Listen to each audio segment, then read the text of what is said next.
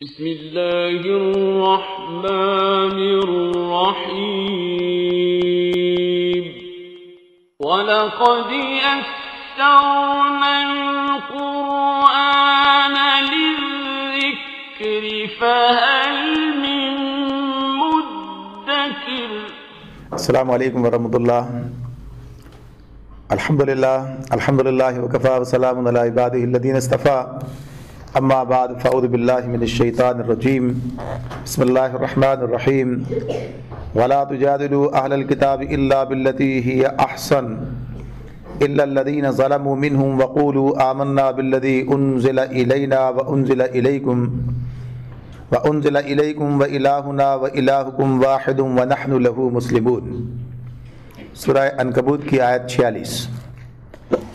اور اہل کتاب سے بحث نہ کرو مگر عمدہ طریقے سے، سوائے ان لوگوں کے جو ان میں سے ظالم ہوں، اور ان سے کہو کہ ہم ایمان لائے ہیں اس چیز پر بھی جو ہماری طرف بھیجی گئی ہے اور اس چیز پر بھی جو تمہاری طرف بھیجی گئی تھی، ہمارا اور تمہارا الہ ایک ہی اللہ ہے اور ہم اسی کے مسلم یعنی فرما بردار ہیں۔ سورہ عنکبوت کے آغاز میں یہ بات ہوئی تھی کہ یہ وہ زمانہ ہے جب مسلمانوں پر ظلم و ستم بڑھتا جا رہا ہے، اور اسی صورت میں ہجرت کی طرف اشارہ ہے بھی موجود ہے، اور اس وقت وہ ہجرت حبشہ کی طرف تھی۔ حبشہ میں عیسائی تھے، تو اب یہاں جو بات ہو رہی ہے اسی تناظر میں یہ بات یہاں پر کی جا رہی ہے۔ اللہ رب العالمین کے تمام کام اپنی حکمت اپنے منصوبے کے مطابق ہیں، اور یہ پوری تحریک اسی طرح چل رہی ہے، اللہ کے علم میں سب چیزیں ہیں۔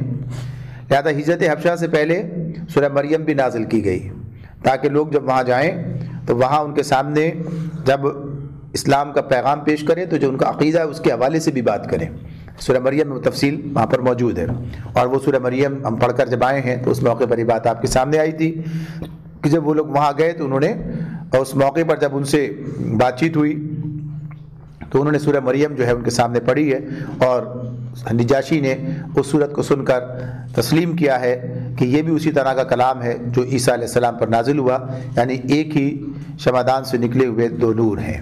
تو اس بات کو تسلیم کیا گیا تھا۔ تو یہاں پر اب بات جو ہو رہی ہے، یہاں بھی اللہ تعالیٰ یہ بات کہہ رہے ہیں کہ اہل کتاب سے بحث نہ کرو مگر عمدہ طریقے سے، یا ان سے عمدہ طریقے سے بحث کرو۔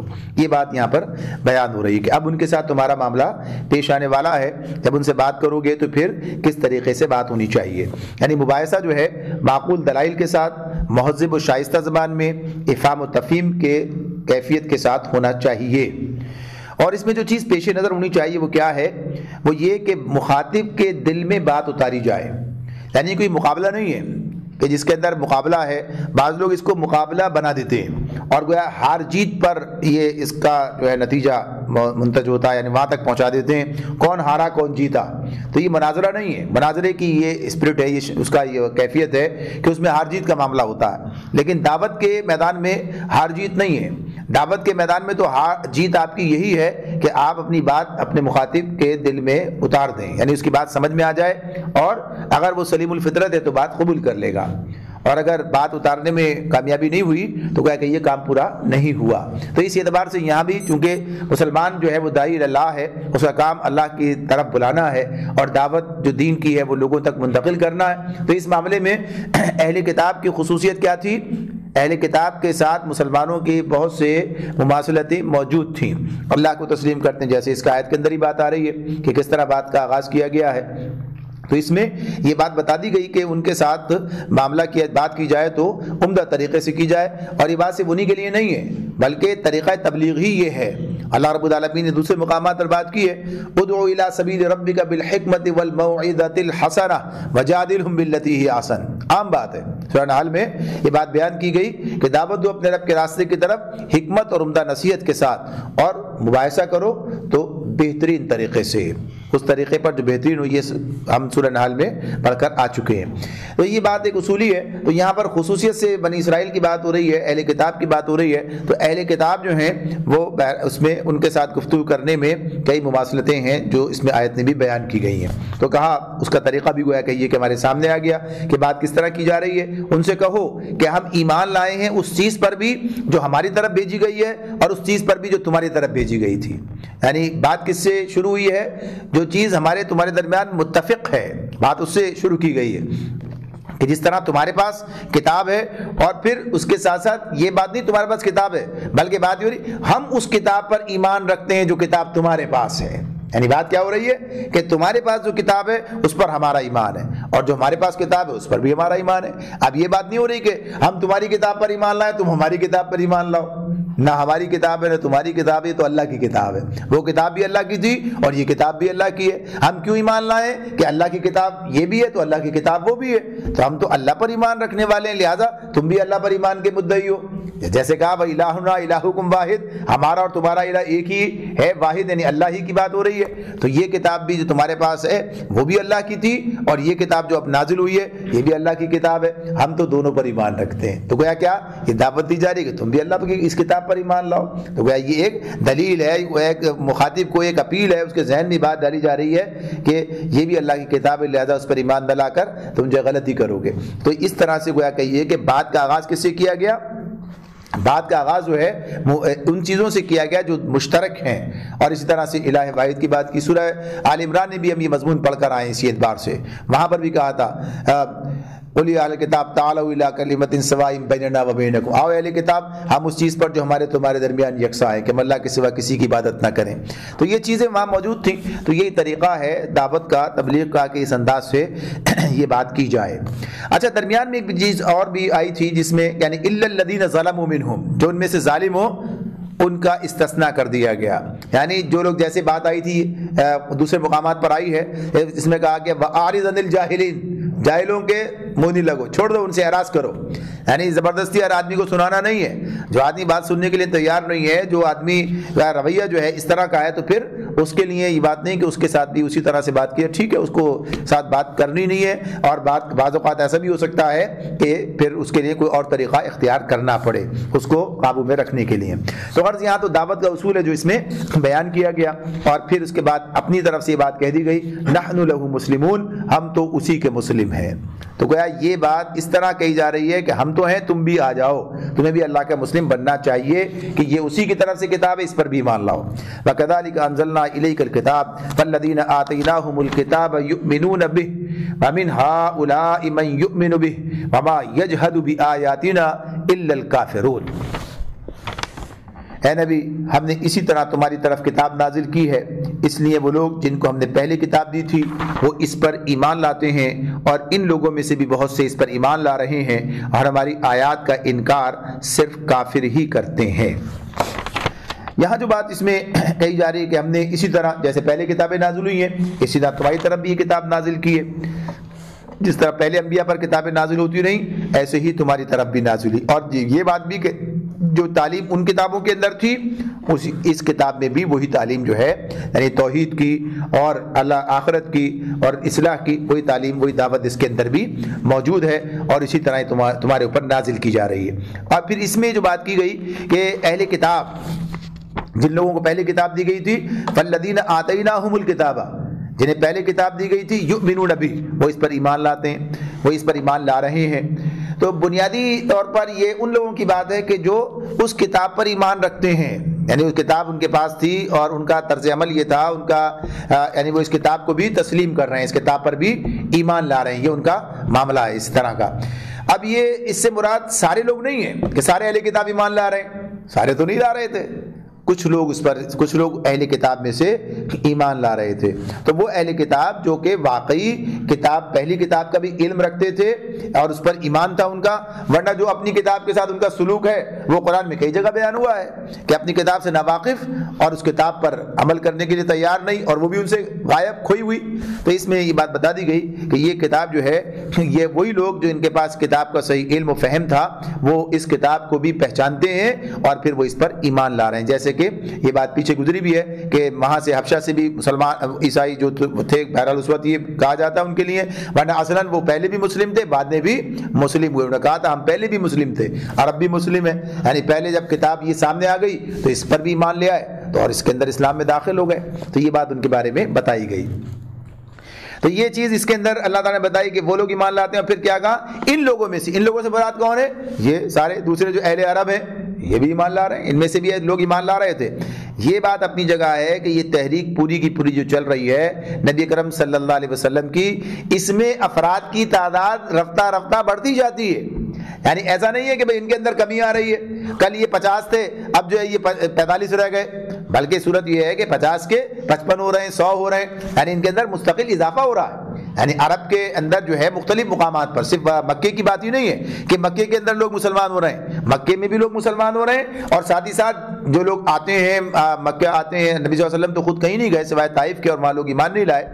لیکن مکے میں جب قافلے آتے حج کے لیے، لوگ عمرے کے لیے آتے تو آپ ان تک اپنی بات پہنچاتے. اور ایسے لوگ بھی تھے کہ جو آپ کی دعوت پر ایمان لاتے اور پھر اپنے قبیلوں کی طرف واپس پلٹ جاتے اور وہاں جا کر کچھ کام کرنے کی کوشش کرتے. غرض یہ کہ عرب میں آپ کی بات جو پھیل رہی ہے، آگے بات چل رہی ہے. تو اس معاملے میں کوئی حوصلہ شکنی کی بات نہیں بلکہ حوصلہ افزائی کی بات ہے کہ آپ کا کام آگے بڑھ رہا ہے. گو کہ یہ بڑی ایسی رفتار تھی جو نظر نہیں آ رہی تھی، قابل ذکر نہیں تھی، مگر تھی. یعنی آگے بڑھنا، ایک تو رکے رہنا بھی، اپنی جگہ پر قائم رہنا بھی ایک کام ہے، لیکن اس کے ساتھ آگے بڑھنے کا معاملہ ہے. تو بتایا کہ یہ لوگ بھی ان میں سے لوگ ایمان لا رہے ہیں اور ہماری آیات کا انکار صرف کافر ہی کرتے ہیں. کافر یعنی جو انکار کرنے والے ہیں، تعصب کے اندر مبتلا ہیں، حق بات ماننے کے لیے تیار نہیں ہیں. تو ان کی بات ہی ہے تو چھوڑ دیا جائے انہیں. وما كنت تتلو من قبله من كتاب ولا تخطه بيمينك اذا لارتاب المبتلون. اے نبی تم اس سے پہلے کوئی کتاب نہیں پڑھتے تھے اور نہ اپنے ہاتھ سے لکھتے تھے، اگر ایسا ہوتا تو باطل پرست لوگ شک میں پڑ سکتے تھے. یہ دلیل اس سے پہلے بھی دی گئی ہے. پھر دوبارہ دہرائی اللہ نے، نبی اکرم صلی اللہ علیہ وآلہ وسلم کی رسالت پر یہ دلیل ہے. یعنی آپ کی کہ آپ اللہ کے رسول ہیں، اللہ کی طرف سے کتاب آپ پر نازل کی جا رہی ہے. تو یہ ایک دلیل ہے کہ آپ کے بارے میں لوگ جانتے تھے. آپ جن لوگوں کے درمیان پیدا ہوئے، پلے بڑھے، آپ نے پوری زندگی جن لوگوں کے درمیان گزاری، یعنی سارا لوگوں کے سامنے تھی بات. ایسا نہیں کہ آپ کہیں سے آ گئے تھے جانتے نہیں تھے، یا آپ کچھ عرصے کے لیے چلے گئے تھے واپس آئے. پوری زندگی آپ نے ان کے درمیان گزاری. تو وہ لوگ جانتے تھے کہ آپ امی ہیں، یعنی آپ لکھنا پڑھنا نہیں جانتے. یہ بات ایک طے شدہ بات تھی. تو ایک ایسا شخص جو کہ لکھنا پڑھنا نہیں جانتا اور پھر وہ کتب آسمانی کی باتیں کر رہا ہے، یعنی پچھلی کتابوں کی بات جو ہے بیان کر رہا ہے، وہ تمام قواعد اور تاریخ بیان کر رہا ہے، وہ اصول و قواعد بیان کر رہا ہے جو ایک معاشرے کی تشکیل کے ہیں. تو غرض یہ کہ یہ بات اس طرح سے ایک ثبوت ہم پہنچ رہا تھا کہ یہ چیزیں آپ کے پاس کہاں سے آ رہی ہیں؟ اللہ کی طرف سے آ رہی ہیں. یعنی یہ وحی کی بنیاد پر ہے. یہ جو کچھ آپ بیان کر رہے ہیں تو یہ آپ کی رسالت کا ایک ثبوت تھا. اور اس کو بہت سے لوگ تسلیم بھی کر سمجھ رہے تھے کہ بھائی یہ جو کچھ آپ بتا رہے ہیں اس کے آپ کے پاس کوئی ذریعہ نہیں، کوئی سورس نہیں ہے کہ اس سے آپ کو یہ چیزیں مل رہی ہیں. یعنی کہاں سے یہ باتیں آ رہی ہیں؟ اللہ کی طرف سے. آپ بتا بھی یہی رہے کہ یہ کتاب باتیں اللہ کی طرف سے آ رہی ہیں، اللہ مجھے بتا رہا ہے، اس کی طرف سے وحی آتی ہے، فرشتہ وحی لے کر آتا ہے اور وہ میں تمہارے سامنے بیان کرتا ہوں. تو یہ تمام چیزیں جو ہیں آپ کی نبوت پر اور آپ کی رسالت پر دلیل تھیں. تو اس معاملے میں کسی شک کی بات نہیں تھی کہ کوئی آدمی شک کرے کہ یہ تو پہلے سے ہی یہ ساری باتیں بیان کرتے تھے تو اس میں انہوں نے اس طرح سے کوئی بات کی ہے. پھر اسی کے ساتھ ساتھ یہ بات بھی ہے کہ جب کوئی واقعات اور حالات کو پر نظر رکھنے والے لوگ ہوتے ہیں تو کوئی شخص بھی کوئی دعویٰ کرتا ہے یا کسی شخص کی بھی کوئی شخصیت بنتی ہے تو وہ شخصیت جو وہاں کا ماحول ہے، اس ماحول کا جو اثر ہے، یعنی جو کچھ اس کے ارد گرد ہوتا ہے وہی چیزیں، یعنی جو چیزیں میسر ہوتی ہیں انہی اسباب کی بنیاد پر آگے بات چلتی ہے. یعنی اب آپ سوچئے جس چیز کا کسی معاشرے میں وجود ہی نہ ہو، جس چیز کا کسی معاشرے میں وجود ہی نہ ہو تو وہاں پر اس صلاحیت کا حامل آدمی نہیں ملے گا آپ کو، اس صلاحیت کا حامل وہاں پر نہیں ملے گا. جیسے آج کے دور میں آپ دیکھتے ہیں کہ ایروناٹیکل انجینئر آپ کو ہوائی جہاز کے یہ سارے انجینئر ملتے ہیں. کب؟ جب یہ موجود ہے، یہ ٹیکنالوجی موجود ہے، کام ہو رہا ہے. لیکن اگر آپ کہیں کہ 200 سال پہلے تو کوئی انجینئر نہیں پایا جاتا تھا، ظاہر اس ماحول کے اندر یہ کام ہی نہیں تھا. ظاہر جب اس ماحول میں یہ چیز ہی نہیں تھی تو کیسے ملے گا آپ کو؟ تو اگر ملے گا تو اس کا مطلب ہے کہ یہ صنعت موجود ہے، یہ کام موجود ہے، یہ چیز موجود ہے. اسی اعتبار سے جو آپ کا ماحول تھا، جس ماحول کے اندر آپ رہ رہے تھے، جس ماحول کے اندر آپ نے زندگی گزاری ہے، وہاں یہ کوئی تصور نہیں تھا۔ جو باتیں آپ بیان کر رہے ہیں وہاں کسی نے سنی نہیں تھی، یہ باتیں موجود ہی نہیں تھیں اس اعتبار سے۔ اور یہ ساری تاریخ، یہ سب چیزیں جو ہیں، تو گویا کہ یہ آپ کی شخصیت جو بنی ہے آپ کے سامنے آ رہی ہے اس وقت میں، تو وہ من جانب اللہ ہے۔ اللہ رب العالمین نے آپ کو اس طریقے سے تعلیم دی ہے، یعنی ایک پیغمبرانہ شان ہے جو آپ کے اندر نظر آ رہی ہے، اور لوگ اسے پہچان رہے ہیں کہ یہ پیغمبر ہی ہو سکتا ہے۔ تو یہ دلیل ہے اس بات کی کہ نبی کرم صلی اللہ علیہ وسلم اللہ کے رسول ہیں۔ بل ہوا آیات بینات فی صدور الذین اوتوا العلم وما یجحد بآیاتنا الا الظالمون۔ دراصل یہ روشن نشانیاں ہیں ان لوگوں کے لیے جن کے دلوں میں علم بخشا گیا ہے۔ روشن نشانیاں کس کے لیے؟ الذین اوتوا العلم، جنہیں علم بخشا گیا اور ہماری آیات کا انکار نہیں کرتے مگر وہ جو ظالم ہیں۔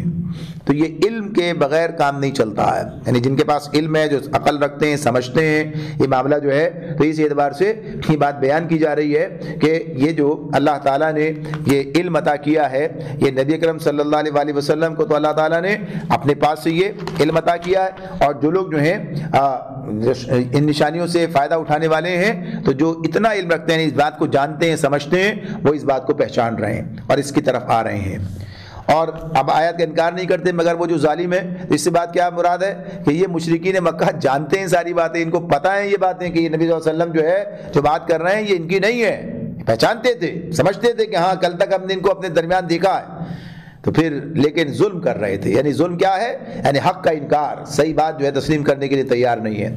وقالوا لولا انزل علیہ آیات من ربہ قل انما الآیات عند اللہ وانما انا نذیر مبین۔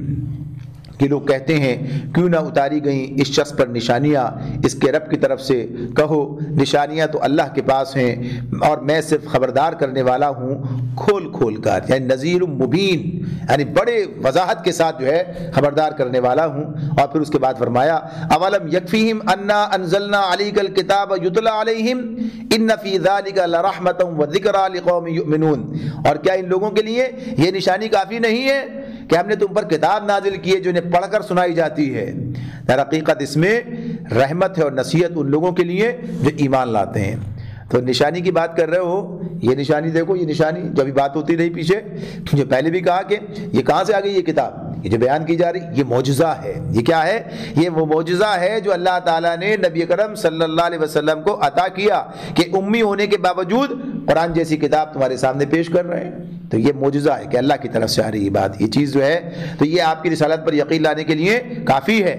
اور یہ معجزہ جو ہے ہر وقت موجود ہے سامنے۔ نبی کرم صلی اللہ علیہ وآلہ وسلم خاتم النبیین ہیں، آپ کے بعد کوئی نبی نہیں آئے گا، کوئی رسول نہیں آئے گا آپ کے بعد، تو اس لیے یہ کام اب اس امت کے حوالے کیا جا رہا ہے۔ تو اللہ رب العالمین نے نبی کرم صلی اللہ علیہ وسلم کو وہ معجزہ عطا کیا کہ جو آپ کے بعد بھی باقی ہے۔ یعنی موسیٰ علیہ السلام کا عصا وہ ان کے ساتھی تھا، یعنی اس کی جو کارکردگی تھی، یعنی اس کی جو اللہ نے اسے معجزے کے طور پر بنایا سامنے رکھا تھا، تو وہ ان کے زندگی کا معاملہ تھا۔ اور ان کے بعد پھر وہ عصا تو موجود تھا، وہ جو تابوت جو انہوں نے، جس کے بات قرآن مجید میں آتی ہے کہ جس کے ساتھ ان کا جو تعلق تھا اس میں وہ بھی موجود تھا، لیکن وہ کیا ہے؟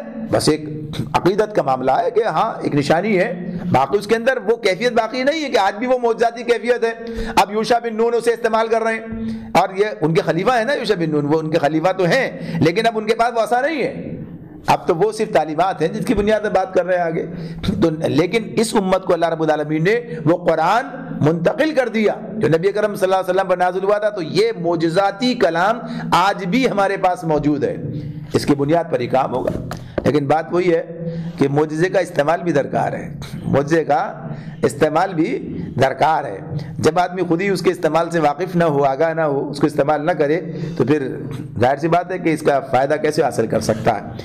تو بہرحال اللہ تعالیٰ یہ بات کہہ رہے ہیں اس وقت میں جب کہ یہ خود نبی کرم صلی اللہ علیہ وسلم کے سامنے ان کے اسی وقت نازل ہو رہا تھا، تو کہا گیا کہ دیکھو یہ ہے نشانی، یہ نشانی ہے اور اس میں رحمت ہے اور نصیحت ہے ان لوگوں کے لیے جو ایمان لاتے ہیں، لقوم یؤمنون، اور جو نہیں مانتے تو ان کے لیے بیکار ہو گیا۔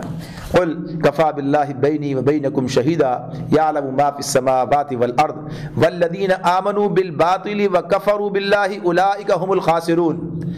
اے نبی کہو کہ میرے اور تمہارے درمیان اللہ گواہی کے لیے کافی ہے، میرے اور تمہارے درمیان اللہ گواہی کے لیے کافی ہے، وہ آسمانوں اور زمین میں سب کچھ جانتا ہے۔ جو لوگ باطل کو مانتے ہیں اور اللہ سے کفر کرتے ہیں وہی خسارے میں رہنے والے ہیں۔ اب دیکھیے یہ جو بات کہی جاتی ہے اور بھی مقام پر آئی ہے، اللہ کی شہادت، اللہ کی گواہی، قل کفا باللہ بینی و بینکم شہیدا، اللہ میرے اور تمہارے درمیان گواہی کے لیے کافی ہے۔ انسان انسانوں سے چھپاتا ہے اور انسان انسانوں کے دل میں جھانک کر نہیں دیکھ سکتا ہے، یعنی بات ہے اب جو چیز آدمی سمجھ کے پھر انکار کر رہا ہے، یعنی جیسے کہتے ہیں نا کہ جاگتے کو کون جگائے گا، سونے والے کو آپ جگا سکتے ہیں، جو جاگ رہا ہے لیکن سویا پڑا ہے یعنی بنا ہوا ہے، تو پھر یہ ڈھکوسلا کر رہا ہے تو کیا اسے ظاہر وہ تو ایسے ہی پڑا رہے گا۔ تو اس کے معاملہ کہ یہ جو کچھ یعنی جو پہچان رہے ہیں اللہ جانتا ہے یہ کیا ان کے دل میں کیا بات ہے، یعنی اللہ تو گواہی اپنے علم کی بنیاد پر دے گا۔ ٹھیک ہے انسانوں کے سامنے آپ جھوٹ بولتے چلے جائیں کہ ہماری بات سمجھ میں نہیں آتی ہے، ہم نہیں پہچانتے ہیں، لیکن جب اللہ کے سامنے بات ہوگی تو اللہ گواہی دے گا، یہ تو بتا دے گا دیکھو کب کب تمہارے دل نے کیا کیا۔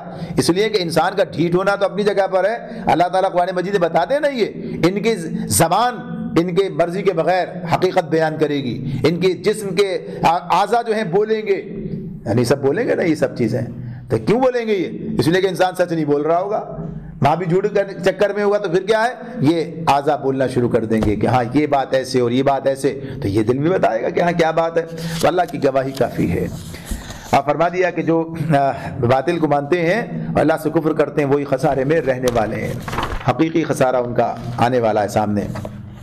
وَيَسْتَعْجِلُونَكَ بِالْعَذَابِ وَيَسْتَعْجِلُونَكَ بِالْعَذَابِ وَلَوْلَا أَجَلٌ مُّسَمًّى لَجَاءَهُمُ الْعَذَابُ وَلَيَأْتِيَنَّهُمْ بَغْتَةً وَهُمْ لَا يَشْعُرُونَ، یہ لوگ تم سے جلدی عذاب لانے کا مطالبہ کر رہے ہیں، اگر ایک وقت مقرر نہ کر دیا گیا ہوتا تو ان پر عذاب آ چکا ہوتا اور یقیناً اپنے وقت پر وہ آ کر رہے گا، اچانک اس حال میں کہ انہیں خبر بھی نہ ہوگی۔ اللہ تعالیٰ کے فیصلے اللہ تعالیٰ اپنی مرضی کے مطابق کام کرتے ہیں، کسی کے کہنے پر جذبات میں آ کر رد عمل کے طور پر یہ انسانوں کے مسئلے ہیں، ہمارا معاملہ ہے، لیکن اللہ تعالیٰ اللہ کی حکمت اللہ کی قدرت اور ان جیسوں کو یعنی ان کی حیثیت کیا ہے کسی انسان کے اللہ کے مقابلے میں، اور وہ بھی کافر، یعنی اس کا معاملہ کیا ہے، تو ان کے کہنے سے بات نہیں ہوگی، اللہ کا اپنا منصوبہ اپنے مطابق کام ہوگا۔ تو یہ بات بتا دی اللہ نے کہ یہ لوگ عذاب جلدی لانے کا مطالبہ کرتے ہیں، ایک وقت مقرر کر دیا گیا ہے، اگر ایسا نہ ہوتا تو ٹھیک ہے یہ بھی ہو سکتا تھا کہ ان کے مطالبے پر چلو دیا جائے عذاب، ان کو کیا چیز مانگ رہے ہیں یہ، تو فرمایا کہ بہرحال عذاب آنا تو ہے اور اپنے وقت پر آئے گا، اور اس طرح آئے گا وَهُمْ لَا يَشْعُرُونَ، انہیں پتہ بھی نہیں چلے گا، یہ سمجھ رہے ہیں کہ ایسا کوئی شاید کوئی پکنک کی بات ہو رہی ہے، کوئی ایسا معاملہ ہوگا اور پتہ چلے گا، یہ تو ایسا ہوگا کہ تباہی سے ہمکنار کر دے گا، انہیں احساس پتہ بھی نہیں چلے گا کہ جب وہ عذاب جو ہے وہ آ جائے گا۔ اور یہ جو عذاب کی بات کرتے تھے اس کی بنیاد تو یہی سمجھتے تھے کہ یہ آنا وانا کچھ نہیں ہے، یعنی یہ نہیں سمجھ رہے تھے کہ واقعی عذاب آ رہا ہے، لاؤ بھائی عذاب لاؤ، بلکہ ان کا خیال یہ تھا کہ یہ عذاب ہے ہی نہیں، یعنی نبی اکرم صلی اللہ علیہ وسلم جو ہیں ایویں ہی ڈرا رہے ہیں ایسے ہی، تو کہا کہ یہ جو ان کی غلط فہمی ہے یہ جلد دور ہو جانے والی ہے جب یہ عذاب آ جائے گا۔ یستعجلونک بالعذاب وان جہنم لمحیطۃ بالکافرین، یہ تم سے عذاب جلدی لانے کا مطالبہ کرتے ہیں، حالانکہ جہنم ان کافروں کو گھیرے میں لے چکی ہے، جہنم جو ان کافروں کو لمحیطۃ بالکافرین، تو یہ کیا بات ہے، جہنم تو حشر کے بعد ہے نا، لیکن بات کیا ہے یہ تو آگے دیکھو کیا ہونے والا ہے، اندازہ ہی نہیں ہے کہ کیا معاملہ کہاں تک بات پہنچ چکی ہے، تمہارے لیے کیا فیصلے ہو چکے ہیں، تو انسان غفلت میں پڑا ہوا ہے، حقیقت سے واقف نہیں ہے۔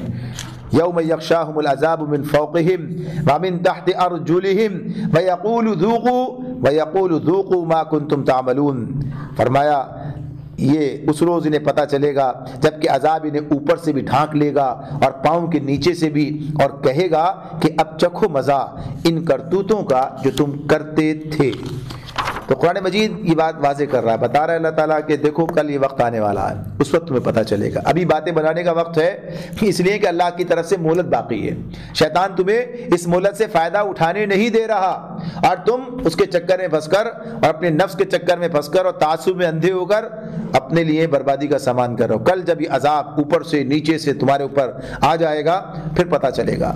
یا عبادی الذین آمنوا ان ارضی واسعۃ فایایا فاعبدون، اے میرے بندو جو ایمان لائے ہو، میری زمین وسیع ہے، بس تم میری ہی بندگی بجا لاؤ۔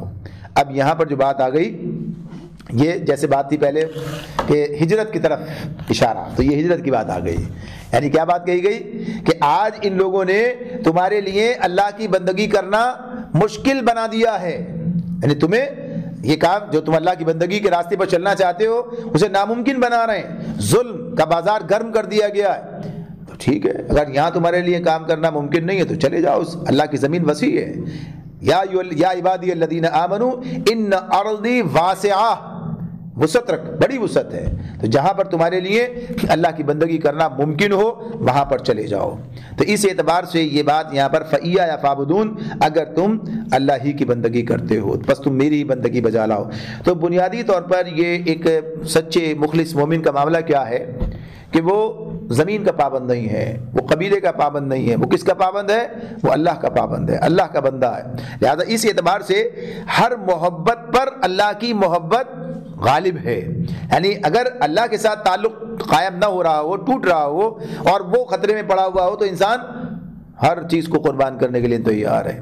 تو یہ بات اپنی جگہ ہے کہ گھر بار چھوڑنے کے لیے، قبیلہ چھوڑنے کے لیے، وطن چھوڑنے کے، سب کے لیے تیار ہیں، اور اہل ایمان نے یہ ثبوت دیا ہے اپنے طرز عمل سے۔ آپ دیکھیے تاریخ کیا بتاتی ہے، ابراہیم علیہ السلام چھوڑ کر آئے، ابراہیم علیہ السلام نے ہجرت کی، اپنا وطن چھوڑا، اپنا گھر بار چھوڑا، سب چھوڑ دیا اور اللہ کے راستے میں نکلے۔ کیا اللہ نے انہیں جو ہے گویا کہیے کہ مقام عطا فرمایا، یہ ہمارے سامنے نبی اکرم صلی اللہ علیہ وسلم کے ساتھیوں نے، یعنی یہ تو ہجرت حبشہ والے لوگ ہیں، پہلے ہجرت حبشہ کی، پھر ہجرت حبشہ کی، اس کے بعد پھر مدینے کی طرف ہجرت کی، تو گھر بار چھوڑا، وطن چھوڑا، سب کچھ چھوڑا، کاروبار چھوڑا۔ تو یہ اس دور میں اگر جا کر دیکھیں، آج بھی بڑا مشکل کام ہے یہ، لیکن اس دور میں جا کر دیکھیں جب قبیلہ ہی سب کچھ ہوا کرتا تھا اس زمانے میں، یعنی انسان کی حیثیت کچھ نہیں ہے کہیں اور، اس کا جو قبیلہ ہے، اس کا جو سارا معاملات ہیں وہی اصل ہیں۔ تو لیکن اس وقت بھی لوگ اللہ کی خاطر وطن چھوڑ کر اور گھر بار چھوڑ کر نکلے۔ تو یہ بات اپنی جگہ پر ہے کہ وطن سے محبت ہو سکتی ہے، قوم سے محبت ہو سکتی ہے، قبیلے خاندان سے محبت ہو سکتی ہے، لیکن ان کی پرستش نہیں ہو سکتی ہے، پرستش صرف اللہ رب العالمین کی ہے۔ تو اسی لیے کہا جاتا ہے کہ انسان محب قوم و وطن ہو سکتا ہے مگر قوم پرست وطن پرست نہیں ہو سکتا کہ اس کی خاطر اللہ کو چھوڑ دے۔ تو یہ چھوڑ کر گئے، حبشہ کی طرف چلے گئے، تو اس کی بات ہے۔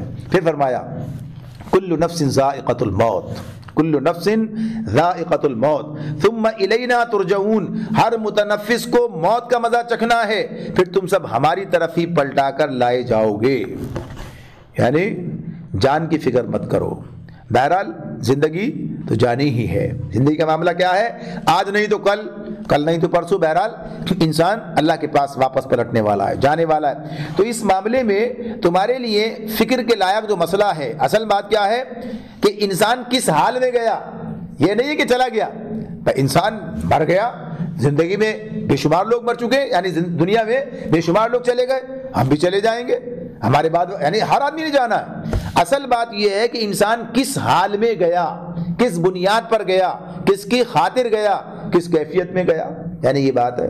یعنی کیا یہ کیفیت ہے کہ ایک آدمی اپنی جان بچانے کے لیے اپنے ایمان کو قربان کر گیا اور پھر چلا گیا، ظاہر مرنا تو اسے بھی ہے، اور ایک آدمی اپنا ایمان بچانے کے لیے اپنی جان قربان کر گیا، یعنی اللہ کی طرف پلٹا لیکن جان کا سودا کر گیا، مسئلہ نہیں، ایمان کے کو بچا کر چلا گیا، تو ظاہر ہے اس کی کامیابی ہے، کیا کہنے۔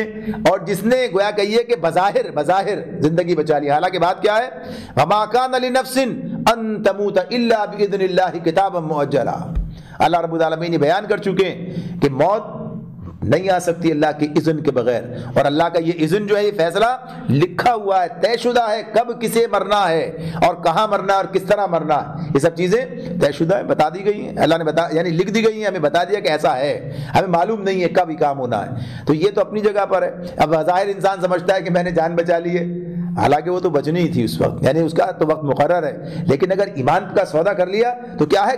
ناکامی سی ناکامی، یعنی اس کا کوئی تصور ہی نہیں کیا جا سکتا، ایسی ناکامی۔ اور جس آدمی نے اپنے ایمان کو بچانے کے لیے اپنی جان کی پرواہ نہیں کی تو اللہ تعالیٰ اس کی جو قدر و منزلت ہے، جو اس کا مقام ہے، تو یہاں پر یہی بات بیان کی جا رہی ہے، آنا تو ہمارے پاس ہی ہے، آنا آج نہیں کل، کل نہیں پرسوں، بالآخر ہونا یہی ہے۔ مت پرواہ کرو، مت پرواہ کرو اس بات کی کہ آگے کیا ہوگا۔ ہر متنفس کو موت کا مزہ چکھنا ہے، پھر تم سب ہماری طرف پلٹا کر لائے جاؤ گے۔ والذین آمنوا وعملوا الصالحات لنبوئنہم من الجنۃ غرفا تجری من تحتها الانہار خالدین فیہا نعم اجر العاملین، نعم اجر العاملین۔ جو لوگ ایمان لائے ہیں اور جنہوں نے نیک عمل کیے ہیں ان کو ہم جنت کی بلند و بالا عمارتوں میں رکھیں گے جن کے نیچے نہریں بہتی ہوں گی، وہاں وہ ہمیشہ رہیں گے۔ کیا ہی عمدہ اجر ہے عمل کرنے والوں کے لیے، یعنی یہ تمہارا انتظار کر رہی ہیں یہ نعمتیں اللہ تعالیٰ کی۔ یہ جس عبادت پر تمہیں رکاوٹ پیش آ رہی ہے اور اس کی خاطر تم اپنا وطن چھوڑنے کے لیے تیار ہو، جا رہے ہو، تو اس کا جو نتیجہ نکلے گا ایمان اور عمل صالح، اس کا جو نتیجہ نکلے گا وہ تمہارے سامنے بیان کیا تھا۔ ایسی جنتیں تمہارا انتظار کر رہی ہیں جنہیں کوئی تصور نہیں ہے یہاں پر انسان کر سکتا ہے دنیا میں۔ اور پھر یہاں پر جو بات دوبارہ دہرائی ہے، نعم اجر العاملین، کتنا عمدہ اجر ہے، بہترین بدلہ ہے، کس کے لیے؟ عاملین کے لیے، عامل عمل کرنے والے، عمل کرنے والے کے لیے۔ یہی بات سورہ آل عمران میں ہمارے سامنے آئی تھی، وہاں بھی اللہ نے یہ بات کہی ہے جب کہا نا سارعوا الی مغفرۃ من ربکم وجنۃ عرضها السماوات والارض، چلو جلدی کرو، دوڑو، تیز گامی دکھاؤ اس جنت کی طرف، اس کی وسعت آسمان و زمین جیسی ہے، اسے حاصل کرنے کے لیے۔ اور پھر آگے بتایا کیا کیا کام کرنے پڑتے ہیں، تو پھر آگے آخر وہاں بھی یہی کہا تھا نعم اجر العاملین، کتنا بہترین اجر ہے عمل کرنے والوں کے لیے، یہاں بھی یہی بات ہے۔ تو جو آدمی عمل کے میدان میں پیچھے ہے اور عمل کرنے کے لیے تیاری نہیں ہے اور صرف جو ہے امیدوں پر زندگی بسر کرنا چاہتا ہے تو بات تو نہیں بنے گی، بات نہیں بنے گی۔ اللہ رب العالمین نے سورہ نساء میں کہا ہے چاہے امانی یعنی امیدیں، کہ تمہاری امانی ہو چاہے اہل کتاب کی ہو، یعنی بات تو یہ ہے کہ جو عمل کرے گا وہی نتیجہ دیکھے گا، صرف خواہشات سے بات نہیں بنے گی۔ تو عمل کی بات یہاں پر جو ہے اس اعتبار سے عمل سے زندگی بنتی ہے، جنت بھی جہنم بھی۔ تو یہاں پر کہہ دیا گیا نعم اجر العاملین، کتنا بہترین بدلہ ہے، اجر ہے عمل کرنے والوں کے لیے۔ الذین صبروا، کیا عمل ہے؟ عمل الصالحات کے اندر ساری باتیں آ گئیں، پھر بھی چیدہ باتیں، چیدہ بات۔ الذین صبروا وعلی ربہم یتوکلون، کون ہیں یہ لوگ؟ ان لوگوں کے لیے جنہوں نے صبر کیا ہے، جو اپنے رب پر بھروسہ کرتے ہیں، یعنی ہر طرح کی مشکلات اور مصائب اور نقصان اور تمام اذیتوں کے مقابلے میں ایمان پر قائم رہے، جنہوں نے ایمان لانے کے خطرات کو اپنی جان پر جھیلا ہے، منہ نہیں موڑا ہے۔ اور پھر یہ جو کچھ مکے میں ہو رہا تھا، یعنی دعوت، سارے منافع اور ساری لالچ دیے جا رہے تھے نا، یہ ڈرایا بھی جا رہا تھا، دونوں طرح کے خدشات، یعنی ایک طرف تو ڈرانے کی بات، ایک طرف لالچ کی بات ہے، چھوڑ دو پھر آ جاؤ، دیکھو تمہارے لیے کیا کچھ نہیں ہے یہاں موجود۔ تو اس معاملے میں ان سب لالچ کو بھی اور خوف کو بھی سب کو جو ہے انہوں نے جو ہے اس کا مقابلہ کیا ہے اور اس کے فائدوں کو ذرا برابر بھی التفات کی نظر نہیں ڈالی ہے۔ تو یہ تمام چیزیں یعنی صبر کیا، صبر کے وہ تمام پہلو جو ہے ہمارے سامنے رہنے چاہیے۔ کہنا آسان ہے، جب آدمی اس مرحلے سے گزرتا ہے تب پتہ چلتا ہے کیا بات ہے، کیا کیفیت ہے۔ تو صبر کیا اور رب پر بھروسہ نہیں، اللہ کے بھروسے پر ہی نکل گئے۔ بھائی ہجرت کی تو کس کے بھروسے پر کی ہے؟ وہاں کیا ہوگا؟ اللہ کے بھروسے پر ہجرت کر گئے۔ تو اللہ کے بھروسے پر جو انہوں نے اپنے خاندان، قبیلے، ساری جائیدادوں کو، سب کو چھوڑ کر کس کے بھروسے پر؟ اللہ کے بھروسے پر۔ پتہ تو نہیں تھا وہاں پر کیا ہوگا، معلوم تو نہیں تھا کہ وہاں پر کیا ہے، لیکن ایک اللہ کے بھروسے پر گھر بار چھوڑ کر نکل گئے، اپنے رب پر اعتماد کرتے رہے اور ایمان اور نیکی کے راستے پر چلے۔ کس پر؟ اللہ کے بھروسے پر۔ آج کیا ہم جو کام کر رہے ہیں یا کرتے ہیں، کیا بات ہو رہی ہے، اس میں کیا چیز ہے؟ میں جنت دیکھی ہے؟ دیکھی تو نہیں ہے۔ کس کے بھروسے پر کر رہے ہیں؟ اللہ کے بھروسے پر کر رہے ہیں کہ اللہ دے گا، یعنی اللہ کے بھروسے پر یہ سارا راستہ اختیار کر رکھا ہے۔ یہ جو اپنا وقت لگانا اور مشقت جھیلنا اور تمام چیزیں اور قربانیاں دینا اور ساری جو ہے تکلیفوں کو گوارا کرنا، یہ سب کس بنیاد، کس کے لیے؟ یعنی کوئی نقد کوئی چیز ہے یہ؟ کیا کسی کے پاس کوئی اس کا کوئی ایسا ہے کہ ہاں بھائی سوائے اس یقین اور توکل کے جو اللہ پر ہمیں حاصل ہے اس کی بنیاد پر یہ کام ہو رہا ہے؟ اگر وہ توکل نہ ہو، بھروسہ نہ ہو، تو پھر اس راستے پہ چلنا آسان نہیں ہے۔ یہ توکل درکار ہے. تو وہ بھی اسی بھروسے پر نکلے تھے, اور اسی بھروسے پر انسان جو ہے اپنا وقت, اپنی صلاحیتیں اور اپنا تمام کچھ لگاتا ہے. تو کہا کہ یہ نعمت العاملین جو ہیں عمل میں یہ چیز بھی داخل تھی. اور پھر کہا وَكَأَيٍّ مِّن دَابَّةٍ لَّا تَحْمِلُ رِزْقَهَا اللَّهُ يَرْزُقُهَا وَإِيَّاكُمْ وَهُوَ السَّمِيعُ الْعَلِيمُ. اللہ فرمایا کتنے ہی جانور ہیں جو اپنا رزق اٹھائے نہیں پھرتے, اللہ ان کو رزق دیتا ہے اور تمہارا رازق بھی وہی ہے, وہ سب کچھ سنتا اور جانتا ہے. وہی بات, یعنی یہاں بھائی رہیں گے نہیں تو کمائیں گے کہاں سے؟ جب یہاں چلے جائیں گے سب کچھ تو یہیں پر ہے, کیسے کام چلے گا, کیسے زندگی بسر ہوگی, یہ اسباب کیا بنیں گے؟ یہاں اتنے عرصے کے بعد جمع ہے کاروبار, پھر کہیں جائیں تو کیا؟ تو کہتے ہیں کتنے ہی جانور. ذرا دیکھو, یہ تو ایک ایسی مثال ہے کہ جو انسان شب و روز دیکھتا ہے, ہواؤں میں اڑنے والے پرندوں کو, دریاؤں کے اندر رہنے والی مخلوق کو, اور ساری زمین پر چلنے والی سارے دابہ, یہ جتنے ہیں ان سب کا معاملہ کیا ہے؟ انسان دیکھتا ہے کہ کوئی بھی اپنا رزق اٹھائے نہیں پھرتا ہے, لیکن کوئی بھوکا نہیں پلٹتا ہے اپنے گھروں کو, اپنے گھونسلوں کو, اپنے بھٹ کو. یعنی سب کے سب کیا ہیں؟ اللہ رب العالمین نے کس طریقے سے سب کی روزی کا بندوبست کر رکھا ہے. اور یہ سارے مظاہر آپ کے بڑے بڑے نمونے آپ کے سامنے آتے ہیں, کیسے کیسے اللہ تعالیٰ رزق رسانی کا جو ہے ذمہ داری اس نے جو اٹھا رکھی ہے ادا کر رہا ہے, کیسے کیسے سب کو جو ہے رزق پہنچا رہا ہے. تو یہ کام اللہ تعالیٰ کر رہا ہے. تو جب یہ کام اللہ کر رہا ہے تو پھر تمہارا کام, یعنی تمہیں بھی اسی پر بھروسہ کرنا ہے, تمہیں بھی اسی پر بھروسہ کرنا ہے. تو مولانا تفہیم میں ایک نوٹ لکھا ہے اسی پر جو ہے عیسیٰ علیہ السلام کی اس کے حوالے سے. تو اس میں جو بات, یعنی کتاب تو ظاہر اللہ کی طرف سے پیغام وہ بھی لے کر آئے تھے, تو انہوں نے اسی طرح سے لوگوں کو اس طرح متوجہ کیا اور کہا ہے کہ تم اللہ اور دولت دونوں کی خدمت نہیں کر سکتے, دونوں کی خدمت نہیں کر سکتے. یعنی تمہیں ایک کو الہ بنانا پڑے گا. کچھ لوگ تو اس کو بھی الہ بنا لیں. یہ چیز کیا ہے؟ یعنی لوگ اپنے کاروبار کو, اپنے مفادات کو, اپنے تعیشات کو الہ ایسے ہی پوجنے لگتے ہیں ان کے خاطر, یعنی کچھ کرنے کے لیے سب کچھ تیار ہو جاتے ہیں. تو کہا ایک ہی اللہ کی طرف. اور پھر فرمایا کیا جان خوراک سے اور بدن پوشاک سے بڑھ کر نہیں؟ اصل چیز کیا ہے؟ اصل چیز تو خوراک تو جان, یعنی اس کے لیے استعمال کرنے کے لیے, یعنی جان کو بچانے, یعنی جان کو پروان چڑھانے کے لیے, اور بدن اہم ہے پوشاک کے مقابلے. تو اسی اعتبار سے کہتے ہیں کہ ہوا کے پرندوں کو دیکھو, نہ بوتے ہیں نہ کاٹتے ہیں نہ کوٹھیوں میں جمع کرتے ہیں, پھر بھی تمہارا آسمانی باپ ان کو کھلاتا ہے. کیا تم ان سے زیادہ قدر نہیں رکھتے؟ یعنی اللہ کی نظر میں تم جانوروں سے گئے گزرے ہو. اللہ نے تمہیں اشرف المخلوقات بنایا ہے, تمہارے لیے کیا نہیں کرے گا؟ جب اللہ ان جانوروں کو, ان پرندوں کو کھلا رہا ہے تو کیا تمہیں نہیں کھلائے گا؟ سوچنے کی بات ہے. تو اس اعتبار سے یہ باتیں جو ہیں بتائی گئی ہیں کہ یہ کیفیت جو ہے تو اللہ نے یہ اس طرح سے اہل ایمان کو جھنجھوڑا. اور واقعہ یہی ہے کہ ان اہل ایمان نے اللہ کی اس بات پر لبیک کہی, یعنی انہوں نے کبھی اس بات کی پرواہ نہیں کی کہ ہاں ہمارا کیا بنے گا. حبشہ جانا پڑا چلے گئے, مدینے آنا پڑا چلے آئے. یعنی جب ہجرت ہوئی ہے اور ہجرت کر کے جب لوگ آئے ہیں یہاں پر, یہاں کون سے خون برس رہا تھا, یہاں کون سے دولت کے انبار لگے ہوئے تھے. آئے, محنت کی ہے, اللہ نے قدر کی, اور پھر دیکھیے کیا کچھ اللہ نے عطا فرما دیا ہے. اللہ کے رسول نے کس طریقے سے زندگی بسر کرنے کے لیے ایک کو دوسرے کے ساتھ, یعنی ایک انصاری اور ایک مہاجر کو ایک ساتھ لگا دیا, مواخات ہو گئی, بس ایک دوسرے کا بوجھ اٹھائیں گے اور چلیں گے. اور چل کر پھر جو سفر طے ہوا ہے تو اس کے نتائج جو سامنے آئے ہیں, تو بتا دیا گیا کہ اللہ پہ بھروسہ رکھ کے اپنا کام کرو. اللہ پہ بھروسہ رکھ کے, ایسا نہیں ہے کہ آدمی جب اللہ کے راستے میں نکلے تو بس ہر طرف سے رزق کی فراوانی اور بارش ہونی شروع ہو جائے. پھر آزمائش کیسی ہے؟ پھر تو ہر آدمی ذریعہ آ جائے گا. ابھی تو آزمائش تو یہی ہے, کچھ نہیں ہے, لیکن بتا دیا سب کچھ ہوگا. چلو آگے بڑھ کر تسلی سے سب کچھ ملے گا, اور انسان کوئی بھی ضائع نہیں ہوا اس راستے کے اندر.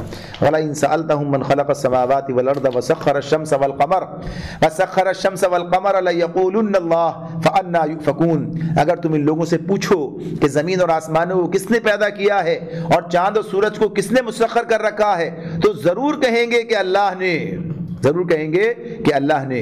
فَأَنَّىٰ يُؤْفَكُونَ, پھر کدھر سے یہ دھوکہ کھا رہے ہیں.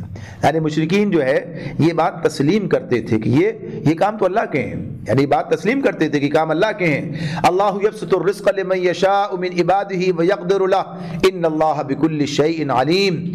اللہ ہی ہے جو اپنے بندوں میں سے جس کا رزق چاہتا ہے کشادہ کرتا ہے, اور جس کا چاہتا ہے تنگ کر دیتا ہے. یقیناً اللہ ہر چیز کا جاننے والا ہے. یہ جو بات اس میں اللہ رب العالمین بیان کر رہے ہیں, بتا رہے ہیں کہ یہ لوگ کیا سمجھتے ہیں. ان کا معاملہ کیا ہے؟ یہ قرآن مجید میں کئی مقامات پر یہ بات آئی ہے. یہ پوچھو تمہیں کس نے پیدا کیا، کہیں گے اللہ نے. یہ پوچھو آسمان و زمین کس نے، اللہ نے. یعنی ساری چیزیں تسلیم کرتے ہیں. آج بھی معاملہ کیا ہے؟ آج بھی یہ بات ہے. اسی اعتبار سے کہ لوگ یہ بات تو سمجھتے ہیں، جانتے ہیں کہ اللہ نے، مگر یہ سمجھتے ہیں کہ جو ضروریات ہیں اور یہ اللہ تک پہنچنا ہے، یہ سب چیزیں کیا ہے، یہ ایسے اللہ براہ راست نہیں کرتا. یہ ساری چیزیں ممکن نہیں ہیں. یا اللہ کے اختیارات کو تقسیم کر دیا ہے تو اللہ ہی کا، مگر اللہ نے ان کے ذریعے، ان کی بنیاد پر، ان کے حوالے یہ سارا کام کر رکھا تھا، یہ سب دھندا بنایا تھا. تو اللہ تعالیٰ کہتے ہیں کہ یہ جو رزق کا معاملہ ہے یہ بھی سمجھ لو، یہ بھی اللہ ہی کے اختیار میں ہے. وہ اپنے بندوں میں سے جس کا چاہتا ہے رزق کو شادہ کرتا ہے، جس کا چاہتا ہے تنگ کرتا ہے. ان اللہ بکل شیء علیم، اللہ ہر چیز کا علم رکھتا ہے. یعنی جو کام کر رہا ہے کس بنیاد پر ہے؟ علم کی بنیاد پر. یعنی اللہ تعالیٰ نے دنیا آزمائش کے لیے بنائی ہے، لہذا کسی کو دے کے آزما رہا ہے، کسی سے لے کے آزما رہا ہے. یہ بات ہے. اور یہ بات کہ یہ جو اللہ تعالیٰ نے اس کے ساتھ جو معاملہ کیا ہے تو اس کو اس طرح کہا گیا کہ ہر ایک کو قسمت کیا قسام ازل نے، جو شخص کے جس چیز کے قابل نظر آیا. یعنی اللہ نے ہر ایک کے لیے آزمائش کے الگ الگ پیمانے رکھے، رکھ دیا معاملات اس اعتبار سے. وَلَئِن سَأَلْتَهُم مَّن نَّزَّلَ مِنَ السَّمَاءِ مَاءً فَأَحْيَا بِهِ الْأَرْضَ مِن بَعْدِ مَوْتِهَا لَيَقُولُنَّ اللَّهُ قُلِ الْحَمْدُ لِلَّهِ بَلْ أَكْثَرُهُمْ لَا يَعْقِلُونَ. اور اگر تم ان سے پوچھو کس نے آسمان سے پانی برسایا اور اس کے ذریعے سے مردہ پڑی ہوئی زمین کو جلا اٹھایا، تو وہ ضرور کہیں گے کہ اللہ نے. کہو الحمدللہ، کہو الحمدللہ. مگر اکثر لوگ سمجھتے نہیں ہیں. مگر اکثر لوگ، پھر وہی بات آ گئی کہ جن چیزوں کو تسلیم کرتے تھے، یہ باتیں جب اللہ نے یہ ساری چیزیں کی ہیں تو باقی کام بھی تو اللہ ہی کے ہیں. یہ کیسے تم نے باقی کام کسی اور کے لیے تصور کر لیے؟ وما هذه الحیات الدنیا الا لهو ولعب وان الدار الاخرۃ لہی الحیوان لو كانوا يعلمون. اور یہ دنیا کی زندگی کچھ نہیں ہے مگر ایک کھیل اور دل کا بہلاوا. اصل زندگی کا گھر تو دار آخرت ہے. کاش یہ لوگ جانتے، کاش یہ لوگ جانتے. یہ مضمون بھی قرآن مجید متعدد مرتبہ بیان کر چکا ہے، آگے بھی آنے والا ہے کہ دنیا کیا ہے؟ ایک کھیل اور دل کا بہلاوا. یعنی یہ اس کی کیفیت ہے. یعنی اگر دنیا کو آخرت کے مقابلے میں رکھ کر دیکھیں، ویسے تو ایک بڑی سنجیدہ حقیقت ہے. یہ ویسے کیا ہے؟ ایک بڑی سنجیدہ حقیقت ہے کہ اسی کی بنیاد پر آخرت میں ہمارے لیے مقدر کا فیصلہ ہونا ہے. کوئی جنت میں جائے گا تو دنیا میں بسر کرنے کی جانے والی زندگی کی بنیاد پر جائے گا، اور جہنم میں جائے گا تو بھی اسی بنیاد پہ جائے گا. یعنی کتنا اہم معاملہ ہے یہ، بڑی سنجیدہ کیفیت. لیکن اگر ویسے دیکھیں اس کو، دنیا کی اور آخرت، دنیا کی حقیقت آخرت کے مقابلے میں کیا ہے؟ بس ذرا کی ذرا تھوڑے سی دیر کا معاملہ.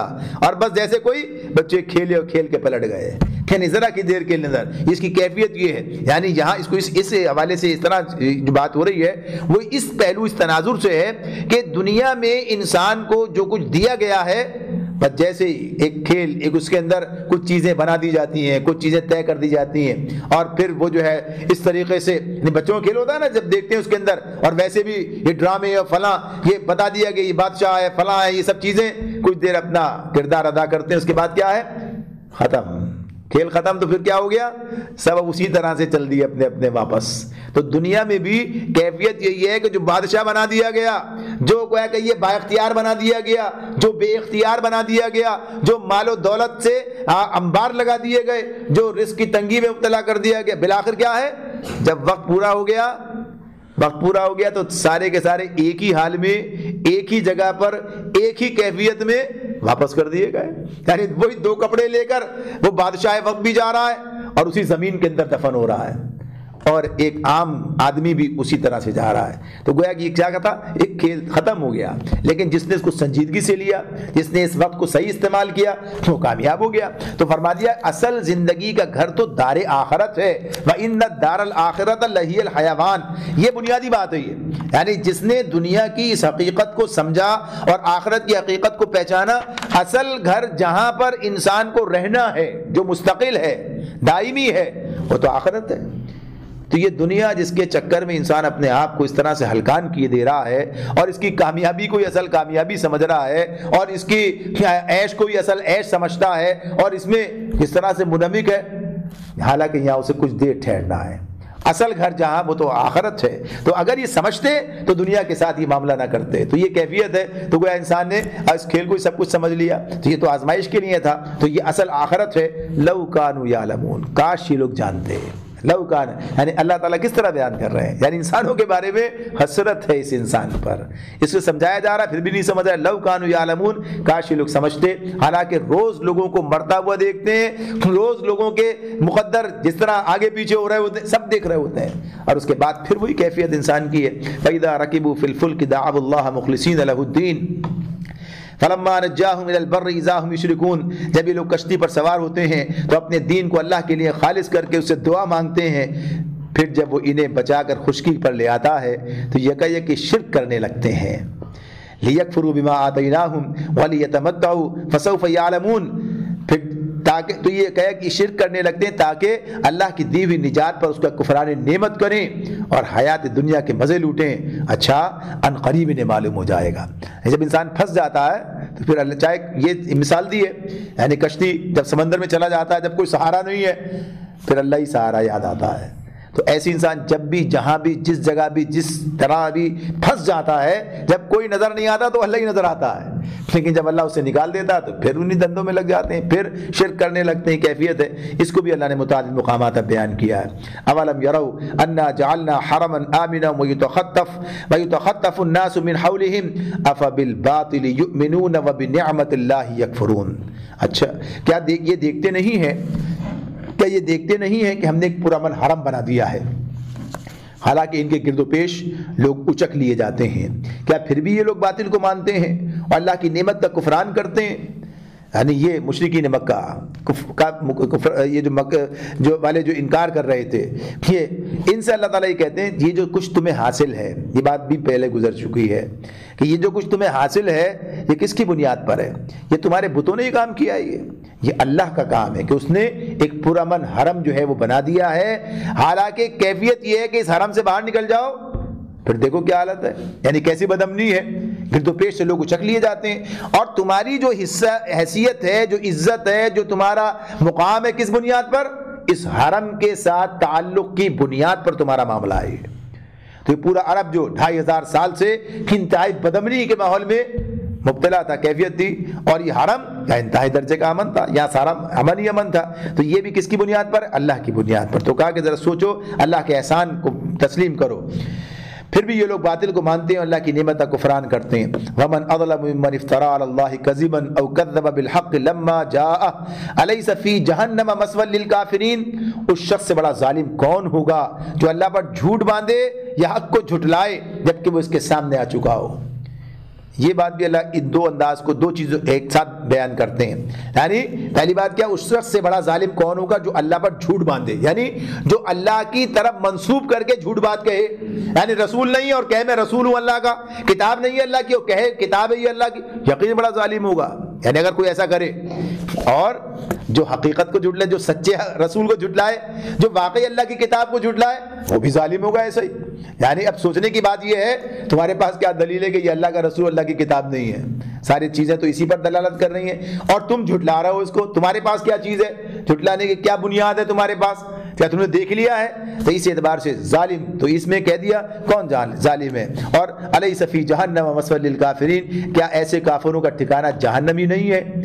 اللہ تعالیٰ فرماتے ہیں او کذب بالحق لما جاء, جبکہ اس کے سامنے آ چکا ہو. پھر سے دیکھیے, اس شخص سے بڑا ظالم اور کون ہوگا جو اللہ پر جھوٹ باندھے یا حق کو جھٹلائے جبکہ وہ اس کے سامنے آ چکا ہو, یعنی وہ حق. کیا ایسے کافروں کا ٹھکانہ جہنم ہی نہیں ہے؟ والذین جاہدوا فینا لنہدینہم سبلنا وان اللہ لمع المحسنین. سورہ عنکبوت کی آخری آیت. اللہ تعالیٰ فرما رہے ہیں جو لوگ ہماری خاطر مجاہدہ کریں گے, جو لوگ ہماری خاطر مجاہدہ کریں گے, والذین جاہدوا فینا لنہدینہم سبلنا, انہیں ہم اپنے راستے دکھائیں گے, اور یقیناً اللہ نیکوکاروں ہی کے ساتھ ہے. اللہ نیکوکاروں ہی کے ساتھ ہے. یہاں ایک حوصلہ اللہ تعالیٰ عطا فرما رہے ہیں, ایک حوصلہ اس کی بات کر رہے ہیں کہ جو لوگ اللہ کی خاطر مجاہدہ کریں گے. یہ مجاہدے کی بات آغاز میں آئی تھی نا ہمارے سامنے, اس میں تھا جس میں یہ بات تھی کہ جو اللہ کی خاطر مجاہدہ کرے گا اللہ اپنے فائدے اپنے بھلے کے لیے کرے گا، اس میں اس وقت بات تھی آپ کے سامنے. تو اس میں ومن جاہد فانما یجاہد لنفسہ ان اللہ لغنی عن العالمین. تو یہاں پر اللہ تعالیٰ یہ بات کہہ رہے ہیں کہ مزید اللہ کی طرف سے اس کی مدد. پہلے رکوع میں تھی بات، آخری آیت کے طور پر پھر بات آ گئی. ٹھیک ہے اپنے فائدے کے لیے کر رہا ہے لیکن اللہ کے راستے میں کر رہا ہے تو اللہ تعالیٰ کیا اس کی قدر افزائی کرے گا؟ اللہ اسے اکیلا نہیں چھوڑ دے گا، اللہ اسے بھٹکنے کے لیے نہیں چھوڑے گا، اللہ اس کی رہنمائی کرے گا، اللہ اسے ساتھ لے کر چلے گا، اللہ اسے راستے دکھائے گا، اللہ اس کے لیے راستے بنائے گا.